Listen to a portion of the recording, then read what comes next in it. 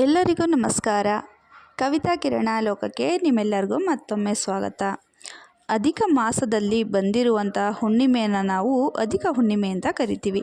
ಈ ವರ್ಷ ನಮಗೆ ಅಧಿಕ ಮಾಸ ಬಂದಿದೆ ಸ್ನೇಹಿತರೆ.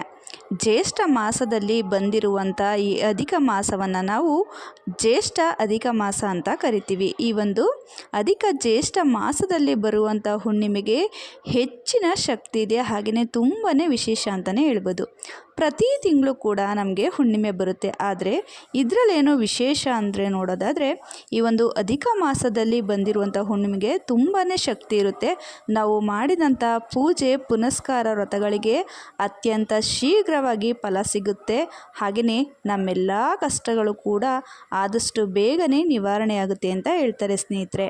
ಹಾಗಾಗಿ ಹುಣ್ಣಿಮೆಯಲ್ಲಿ ಈ ಒಂದು ಅಧಿಕ ಹುಣ್ಣಿಮೆಯಲ್ಲಿ ಪೂಜೆಯನ್ನು ಮಾಡೋದ್ರಿಂದ ನಮಗೆ ವಿಶೇಷವಾದ ಫಲಗಳು ದೊರೆಯುತ್ತೆ. ಈ ಒಂದು ಹುಣ್ಣಿಮೆಯಲ್ಲಿ ವಿಶೇಷವಾಗಿ ಸತ್ಯನಾರಾಯಣ ಪೂಜೆಯನ್ನು ಮಾಡುವಂಥದ್ದು, ಲಕ್ಷ್ಮೀನಾರಾಯಣ ಪೂಜೆಯನ್ನು ಮಾಡುವಂಥದ್ದು, ವಿಶೇಷವಾಗಿ ಅಧಿಕ ಮಾಸದಲ್ಲಿ ಉಪ್ಪಿನ ದೀಪಾರಾಧನೆಯನ್ನು ಮಾಡುವಂಥದ್ದು, ಹಾಗೆಯೇ 33 ಬತ್ತಿಗಳಿಂದ ದೀಪಾರಾಧನೆಯನ್ನು ಮಾಡುವುದು ಅಥವಾ 33 ತುಪ್ಪದ ದೀಪಾರಾಧನೆಯನ್ನು ಮಾಡುವುದು ತುಂಬಾ ಒಳ್ಳೆಯದು ಸ್ನೇಹಿತರೆ. ವಿಶೇಷವಾಗಿ ಅಧಿಕ ಮಾಸದಲ್ಲಿ 33 ಸಂಖ್ಯೆಯಲ್ಲಿ ನಾವು ಯಾವ ರೀತಿ ಬೇಕಾದರೂ ಸರಿ ದೀಪಾರಾಧನೆಯನ್ನು ಮಾಡಬಹುದು. ನಾನು ಮುಂದಿನ ವಿಡಿಯೋದಲ್ಲಿ 33 ಬತ್ತಿಯ ದೀಪಾರಾಧನೆ ಅಥವಾ 33 ತುಪ್ಪದ ದೀಪಾರಾಧನೆಯನ್ನು ಯಾವ ರೀತಿ ತುಂಬ ಸರಳವಾಗಿ ಮನೆಯಲ್ಲಿ ಮಾಡಬೇಕು, ಹಾಗೆಯೇ ಯಾವ ಸಮಯದಲ್ಲಿ ಮಾಡಬೇಕು, ಎಲ್ಲಿ ಈ ದೀಪವನ್ನು ಹಚ್ಚಬೇಕು ಅಂತ ನಾನು ನಿಮಗೆ ವಿವರವಾಗಿ ತಿಳಿಸ್ಕೊಡ್ತೀನಿ ಸ್ನೇಹಿತರೆ.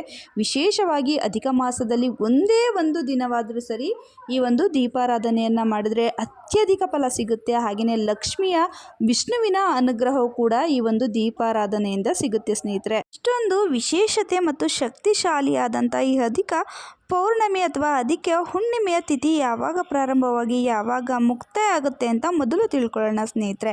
2026ರಲ್ಲಿ ಅಧಿಕ ಜ್ಯೇಷ್ಠ ಪೌರ್ಣಮಿ ಬಂದಿರುವಂಥದ್ದು ಮೇ 30ನೇ ತಾರೀಕು ಶನಿವಾರ 11:57 ಇದು ಬೆಳಿಗ್ಗೆ ಪ್ರಾರಂಭವಾಗುತ್ತೆ. ಮುಕ್ತಾಯವಾಗುವಂಥದ್ದು ಮರುದಿನ 31ನೇ ತಾರೀಕು ಭಾನುವಾರ 2:14 ಮುಕ್ತಾಯ ಆಗುತ್ತೆ. ನಮಗೆ ಹೆಚ್ಚಿನ ಮಟ್ಟಿಗೆ ನಮಗೆ ಶನಿವಾರದ ನಮಗೆ ಹುಣ್ಣಿಮೆ ತಿಥಿ ಇದ್ರೂ ಕೂಡ ನಾವು ಆಚರಣೆಯನ್ನು ಮಾಡುವಂಥದ್ದು ಭಾನುವಾರ. ಯಾಕಂದರೆ ಹುಣ್ಣಿಮೆ ತಿಥಿ ಒಂದು ಸೂರ್ಯೋದಯದ ಸಮಯಕ್ಕೆ ನಮಗೆ ಸಿಗೋದ್ರಿಂದ ನಾವು ವಿಶೇಷವಾಗಿ ಭಾನುವಾರದ ದಿನವೇ ಈ ಒಂದು ಹುಣ್ಣಿಮೆಯನ್ನು ಆಚರಣೆಯನ್ನು ಮಾಡುವಂಥದ್ದು.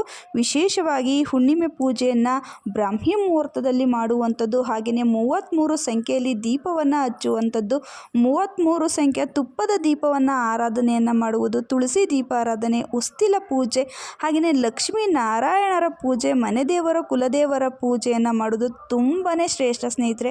ಹಲವಾರು ವಿಶೇಷವಾದ ಫಲಗಳು ನಮಗೆ ದೊರೀತಾ ಬರುತ್ತೆ.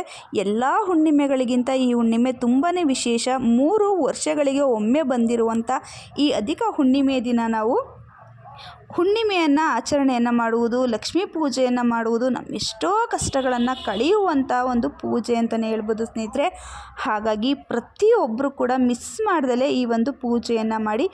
ಆದಷ್ಟು ನೀವು ಬೆಳಿಗ್ಗೆನೇ ಬ್ರಾಹ್ಮಿ ಮುಹೂರ್ತದಲ್ಲೇ ಪೂಜೆಯನ್ನು ಮಾಡ್ಕೊಳ್ಳಿ, ಅಥವಾ 2 ಗಂಟೆವರೆಗೂ ಕೂಡ ಸಮಯದಲ್ಲೂ ಕೂಡ ಪೂಜೆಯನ್ನು ಮಾಡ್ಬೋದು. ಆದರೆ ಹುಣ್ಣಿಮೆಯ ಒಂದು ಪೂಜೆ ಬ್ರಾಹ್ಮಿ ಮುಹೂರ್ತದಲ್ಲೇ ಆದರೆ ಅಥವಾ 9 ಗಂಟೆ ಒಳಗಡೆ ಪೂಜೆಯನ್ನು ಮಾಡಿಕೊಂಡ್ರೆ ತುಂಬಾ ಒಳ್ಳೆಯದು ಸ್ನೇಹಿತರೆ.